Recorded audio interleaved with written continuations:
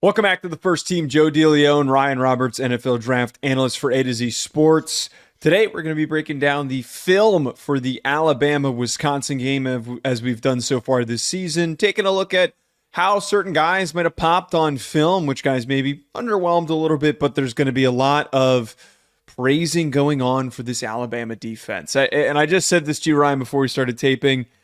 Not going to be a lot of Wisconsin guys mentioned. They were on their heels a lot in this game, which is, if you watched it live, you understand what we're talking about. They ran all over them, and that Alabama defensive front was getting after any play that Wisconsin tried to produce in the yards. There were a couple of times they got a couple splash yards here and there, but man, they tackled, they closed down any gaps. The DBs played great. Alabama completely smothered them. This is going to probably be a heavy Bama glazing episode. I want to start us here, though, Ryan, because we have to talk about him.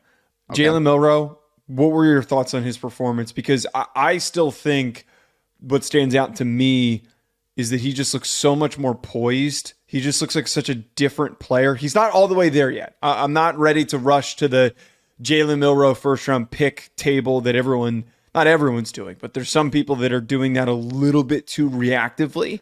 Right. Jalen Milroe's improved, though. Joe, man, I'm having such a tough time with Jalen Milroe because he's just such a unique quarterback, and I mean that in not a negative at all. There was going to be the natural comparisons between him and Lamar Jackson, and honestly, it makes sense in a lot of ways. Obviously, they are quarterbacks that you're going to use in the run game. They're going to run quarterback read. They're going to run quarterback power. They are going to be legitimate weapons in the run game. But the weirdest part about Jalen Milroe is he has a very strong arm, and he's a really good deep ball thrower. I mean, some of the throws he makes down the sideline are really impressive. But I wouldn't say he's a natural passer. He's more of a thrower than a passer at times, which is kind of funky. And I am a little bit worried about him on the next level of the baseline stuff, right? The quick game, getting the ball out on time, like those types of things I think are still a major question mark. But I'm here to say, and I literally have talked to a couple of people, a couple of sources around the league, because I did a riser and a faller article yesterday to A to Z. And in my risers, Jalen Milroe's in there because, Joe, I believe that Jalen Milroe is going to be a first-round pick. Whether you are fully bought in, whether you have your question marks, whether you are just bullish on him, like whatever your stance is on Jalen Milroe, I do think he's going to be a first-round pick. I do. I think he could even be potentially the first quarterback taken. I mean, I think he has that type of upside to him as far as just pure athletic traits, but there's going to be some uneasiness with him. I mean, he needs to find the right situation where a team is willing to utilize his strengths and not try to put him in a box. That's one thing I did not like about the Nick Saban treatment of him last year. Well, let's be more specific, the Tommy Rees treatment of him. Well, I mean, Nick Saban is the CEO of that program, though, and has been CEO. No, so blame Tommy Rees. When in doubt, blame Tommy Rees. I will always blame Tommy Rees. You know I'm not a Tommy Rees guy, but I do think that Nick Saban checks those things off of like, yeah, I'm cool with that, right? He is the CEO of a program. I do not think that the last year's coaching staff highlighted his skill set nearly enough as far as being a dual threat. I do think Kalen DeBoer is obviously a little bit more open to that through the first couple games of the season. But I just think that you need to hope that he lands in the right situation. Because same is true of Lamar Jackson. If Lamar Jackson went to a system where they were just asking him like, hey, we got to rein it in. You're just a pocket kid. We're not going to utilize your athletic skill sets. That would have been debilitating to his upside, right? So it's going to be situational dependent, but I do think he is going to be a first-round pick based upon everything I've heard so far. He's listed as a junior. I kind of wonder if, just like Jaden Daniels... Well, he's a redshirt junior, but he's got one more year of eligibility. I kind of wonder, like with Jaden Daniels, where he also got compared to Lamar Jackson, if it doesn't benefit him to come back for one more season. Look at the strides that he already made under Kalen DeBoer. I would say if I was him and the feedback is positive, to maybe consider going back and being a part of the next class. What does benefit him a part of being the 2025 class? There's no clear-cut number one guy. It is completely up in the air. Play into what happened with J.J. McCarthy. My whole argument with him is if J.J. McCarthy was good enough with last year's class to end up being a top 15 pick, Jalen Milroe absolutely is. I don't think there's any separation between what they are as passers up until this point. And I think Jalen Milroe is a far, far better athlete, to your point, where he does need to improve. And it could just come with more reps and better coaching now that he has the proper coaching. Is having better anticipation. He's still a little bit delayed. He was really delayed in the past, so it's a positive sign that he's showing those steps of improvement. And you're right, like the short to intermediate stuff could be better, but the deep ball throws that he makes, it's a threat. If you have a guy who can connect downfield the way that he can with the accuracy that he has, the arm power that he has, and then also be a threat as a runner in the way that he's being utilized as a rusher, it is a dynamic issue that teams have to prepare for.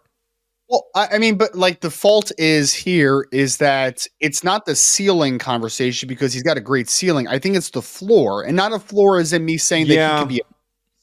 It's more this, Joe. What have we seen with Lamar Jackson in the playoffs so far during his career? When teams say, we are not going to let you create explosive plays, maybe we're going to play a little bit more too high, we're going to be a little bit more relaxed on the back end, and we're going to have to make you dink and dunk and beat us that way. He has not been overly successful doing that. And I think that is the question mark of right now. I know Jalen Milroe throws a beautiful deep ball. I know that he can push the ball vertically as well as anybody in this class and probably better than just about everyone.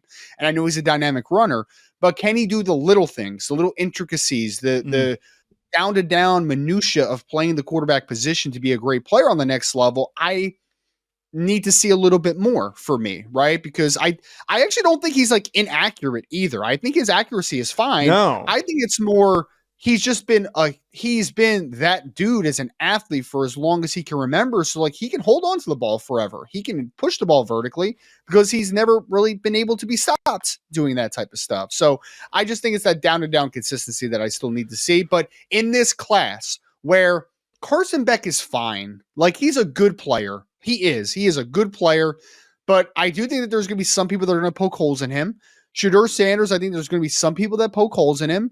And then outside of that, it's like Quinn Ewers, Cameron Ward. Like there's a lot of wild cards in this class, and I could certainly see Jalen Milroe making that rise to being the first guy potentially. I do think that is possible. It could be on the table.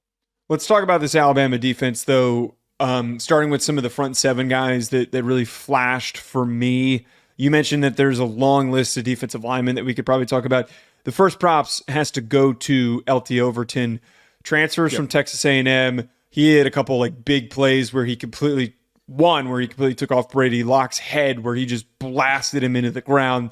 That was just a fun play to watch. Totally clean. There was no roughing the passer there. He just completely walloped him. And you're starting to see why he was highly recruited. Some pretty good flexibility and power. I think he's probably going to thrive better inside than where he's being utilized right now, rushing off the edge, which he was playing a ton in this game. And then I was pleasantly surprised by Jihad Campbell, number 11, one of their linebackers. Good athlete, good frame, good length. And the athleticism was really on display with some of these plays where he was really reactive, downhill, read the play in front of him, and just attacked. I think he could be maybe a riser in this linebacker grouping that's lacking some quality names. I'll go to Jihad real quick, and then I'll circle back to the defensive lineman, because again, I think that's where most of the conversation needs to go into this episode. Campbell, quite simply, Joe, former top recruit, number 11, true junior. 6'3", 240 pounds. The kid's movement in space is wild. I think that his eyes are still developing. I think it's still a little bit hit or miss, but like the kid's explosive downhill. He's incredibly physical. It's a linebacker class too that like it's open-ended right now. I mean, in the NFL, like Stanley Stutzman, a lot from Oklahoma, like a lot. There's still people that really like Barrett Carter, who I like from Clemson, but there is an openness to who could be linebacker one in this class. And again, not out of the realm of possibility that Jihad Campbell is that guy eventually for Alabama. So we'll see. And also, I thought the other linebacker, Deontay Lawson, number 0, I think is a pretty good player as well. Like he could be a top 100-ish type of player as well if he takes a step. So linebackers, I think, are certainly very talented. You mentioned LT Overton, who, for people that don't know the background, he's a third-year player. He was a part of that epic Texas A&M defensive line class of like Anthony Lucas and Walter Nolan and all those guys that funny enough, is completely depleted at this point. I mean, who's the only guy? Is Shamar Stewart the only guy left Yes. of that Yep. crazy class at Yep. Texas A&M, which is wild. LT Overton's a freak, bro. Like, Joe, he reminded me a lot, and I mean this in a good and a bad way, because I have a take coming out on LT Overton soon, and I do believe that kid is an absolute riser in the 2025 class if he chooses to declare. But he reminds me a lot of Trayvon Walker, man. Like a lot of Trayvon Walker. I think he can do some odd front stuff with the 4-man, but I think that he can mix and match to a 3-man because I don't think he's quite 6'5" that he's listed, but he's probably 6'4" and some odd, and he's 280 something pounds, and he's physical and he's explosive. I don't think he's ever going to corner well enough to be an outside track kid, but man, he's explosive and powerful, and those things play on the next level if used correctly. So I think he's going to be in an edge class that is pretty open-ended right now. I mean, we talked about this a little bit via text last night, and like some guys, like James Pierce Jr. has barely played this year. I think Nick Scourton has not taken a step. I think that he's putting a little too much bad weight on his frame. I don't think Patrick Payton has definitely taken a step. Like there's some guys that just have kind of underwhelmed a little bit in that class. LT Overton could be one of the guys that maybe potentially saves that a little bit. Can I say another one too on the defensive line? Draft crush, brother. Draft crush. Tim Keenan III, number 96. He is a ball of fury. He is 6'2", wide 326 pounds, bro. You can't move him. Like, you just can't move him off the spot. Like, he digs in, and working against double teams, the anchor that he has at the point of attack is wildly impressive. And then there's a couple plays where he flashes quickness. And I don't think he's going to be like a big sack artist on the NFL level, but if he could be a tackle for loss guy, I think in the right system and a little bit of a penetration style team. But that kid, for me, is going to be a solid starter in the NFL level at very least, as a rotational nose, a guy that you cannot move off the spot. I like Tim Keenan a lot. He's one of the cool stories too, because he's a redshirt junior. Like every other Alabama defensive lineman ever, he was a top recruit, but he has waited his turn. He played a lot in 2023, but to be the guy, he has waited a few years here, and he has continued to develop. If you need a run-stopping nose that has maybe a little bit more quickness than you would give him credit for, I think Tim Keenan, number 96 for Alabama, is a very good football player. Did you have any other defensive linemen before I start bringing up some of these DBs? Because I thought that their secondary was, I mean, it's loaded, and there's some young dudes, there's some older dudes. It's a pretty freaky group. Well, I would say just kind of quick mentions, Quay Rousseau, number 4. Mm-hmm. He had a couple flash plays, just my first kind of experience with him because he's only a redshirt freshman.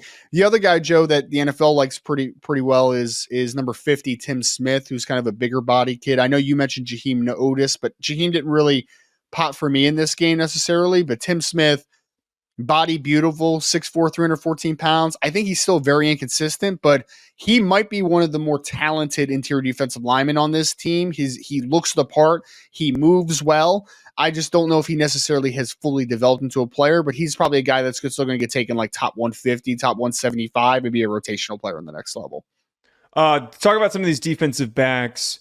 Malachi Moore, we kind of already knew who he was, but I thought that he was just the really poised, strong decision-making. Yeah, just solid player. Was a good tackler in this game. But I got to give a nod to the corners that they're starting on the outside right now. That was a concern for Alabama coming into the season, replacing Terrion Arnold and Kool-Aid McKinstry. How are you going to step up to the plate and coverage on the outside? Xavier Browns, who's a true freshman, I see the hips. I see the fluidity. The guy tracks and covers really easily. He did have a really bad PI play where he basically drove the receiver out of bounds, which you can't do, Xavier, and you got to be a little bit better than that. But he looked really fluid and easy in coverage. And then a guy that they brought in who you and I off the show, talked a little bit about if he should even be considered in this class for when we were doing summer scouting. I think he's going to be a part of this class. Domani Jackson, who transferred from USC, his length is tremendous. He's super disruptive at the catch point. Another guy who looks very, very fluid. I think it's going to be hard to pass against this defense, despite having 2 younger guys on the outside that's doing a lot of your heavy coverage. But I really like Jackson. I think that he's another player who, as we talk about with this 2025 class, continue to build his stock. I mean, he's 6'1", 201 pounds. He's a former 5-star recruit, started his career at USC. I mean, Alabama apparently is going to the Southern California region of this country to be able to find some defensive backs. Obviously, Xavier Brown, true freshman out of modern day. He's a guy that we're going to be talking about for the 2027 NFL draft, and certainly a guy to keep an eye on. I thought Keon Sabb, like Malachi Moore, Joe, he flashed in this game. I think Sabb's a little bit more athletic than Malachi, but maybe a little bit more inconsistent. But like that dude can fly. Did you see the one play on the goal line where? Yeah, the one you posted. Yeah, Malachi blitzing off one edge and Keon Sabb blitzing off the other edge. And it honestly felt like a game of like who can get there first. It was pretty hilarious. I think Keon got him. Of course, he's the transfer from Michigan who bowled out in the national championship game last year against Washington. So he's certainly got to keep an eye on. Did you see they list him as a Husky in their defense. Did you see number 8, what his name is for Alabama? Did you see him? Who are you referring to? Dude, they have another Devonta Smith, dude. They have another Devonta Smith on this team. Ridiculous. That should not be legal. I think it's spelled exactly the same, too. Devonta Smith, who's a redshirt junior. But he didn't really pop for me in the football game. I just found, he won't win. He will not win a Heisman. He didn't really pop for me too much in the game. I just thought it was pretty hilarious, just kind of working through the depth chart and just like some numbers and stuff. So, yeah, man. It's a very talented back end. Obviously, a little bit of an inexperienced one outside of Malachi Moore, but they certainly seem like they have some bodies back there for sure. Can we circle to the offensive line real quick? Or that was the direction I was going to take us in. I feel like we kind of have a good understanding of what that offensive line is now that they're getting back healthy. It felt like they dominated in this game. They played a really, really good game. Caden Proctor, I'm going to give him the benefit of the doubt because he's been a little bit banged up. I thought he was probably the weakest of the group. But my shout out goes to Parker Brailsford, who we discussed him being way too thin last season. I think he's starting to really fill out his frame. Like I was really worried about his lower half last year. I feel like he's starting to get more and more filled out. I don't think he's a 2025 kid. I think by 2026, he could end up being one of the top centers in that class. He's still really compact, but you really see that great anchor that he can play with despite being underweight and the flexibility that he has in his hips. Well, he better play with good leverage, dude. He's 6'1". You know what I mean? Like he's built low to the ground. He's listed at 290. Don't buy that quite but yet. But he looked 250 last year. Like it was insane. Yeah, well, he's definitely bigger than he was last year. I agree with that. I think the Alabama strength and conditioning program and the nutrition program has definitely helped him. Joe, I'll say this.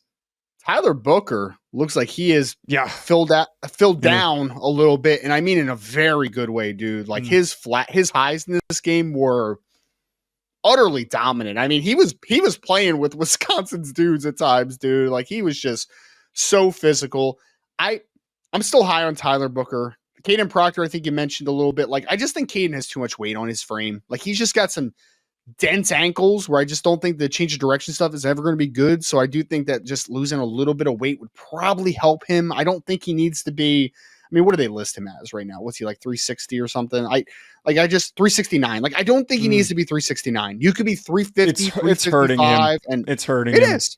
Like lose 15, 20 pounds and you're still the biggest dude on the field. So like you're good. You're still massive and you're still powerful. I just think he's got a little too much weight on his frame. The highs are still crazy high in the run game. I posted one where he pancaked the dude on a down block and he surfed on him, Joe. Like literally it looked like he was surfing. It was the wildest rep I've ever, not ever seen, but like a super wild rep this year.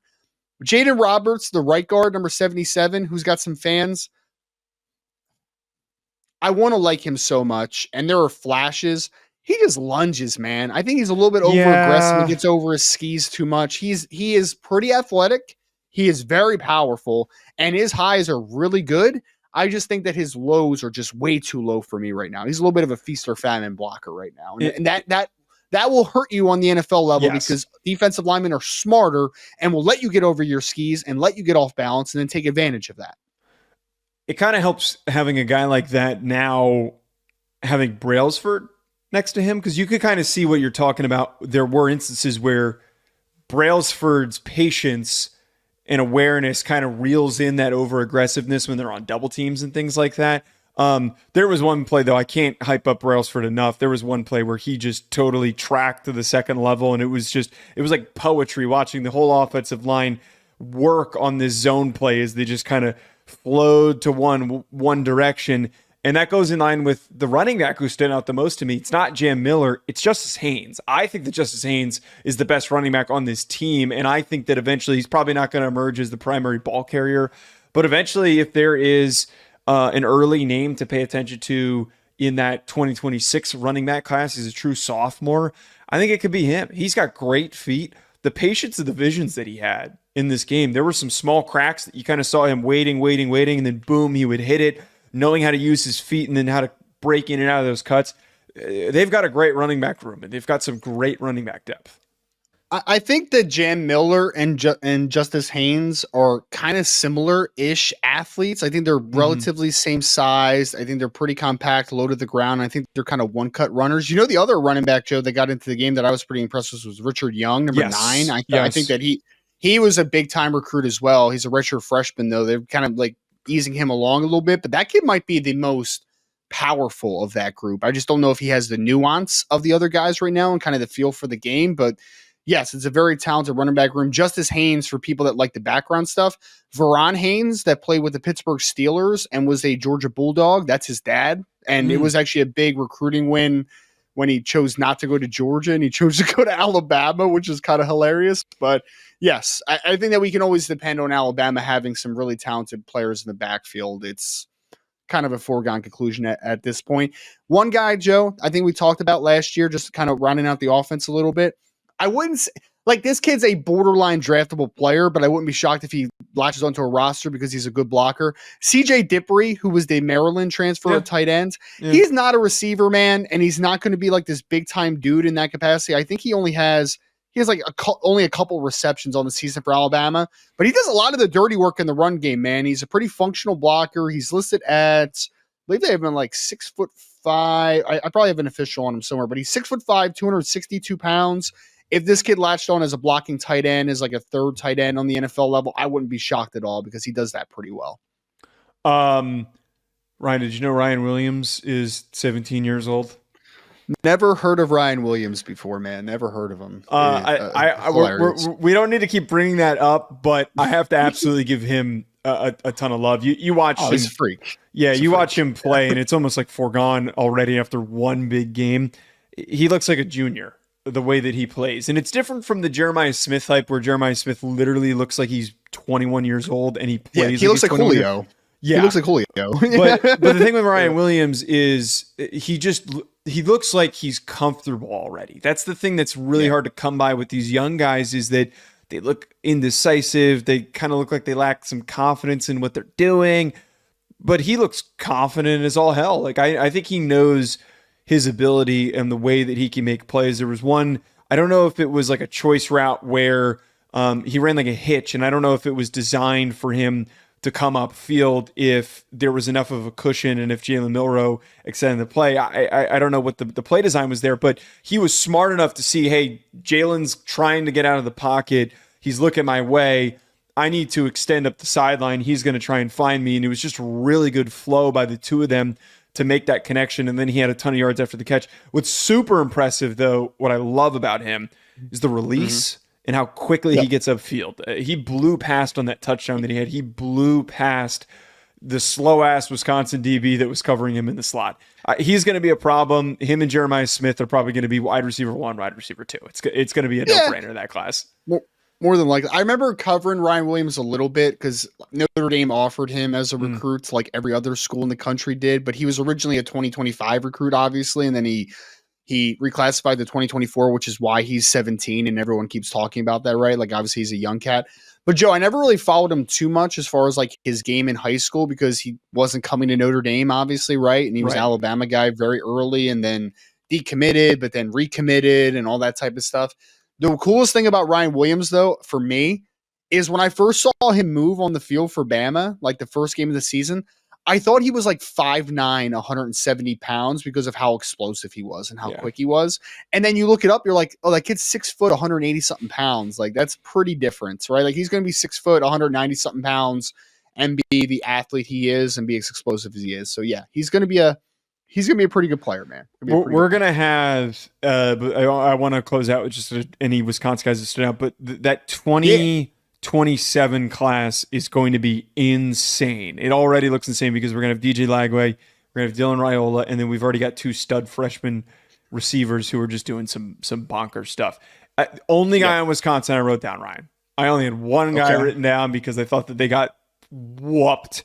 I don't know where James Thompson Jr. was, but I don't know if he's okay. That's what I thought. I couldn't. He's out for the season. I think he's out for the season. I couldn't find a single article. I hate that there's just such poor injury coverage for these guys. But I looked up. I'm like, where is he? Why can't I find anything? There's no articles written on him that have been released in the past couple of weeks. Tackett Curtis was the only guy that stood out to me. The transfer from USC. Former USC player. A lot of USC guys are doing better in new locations, but you see why he was highly recruited coming out of the state of Louisiana.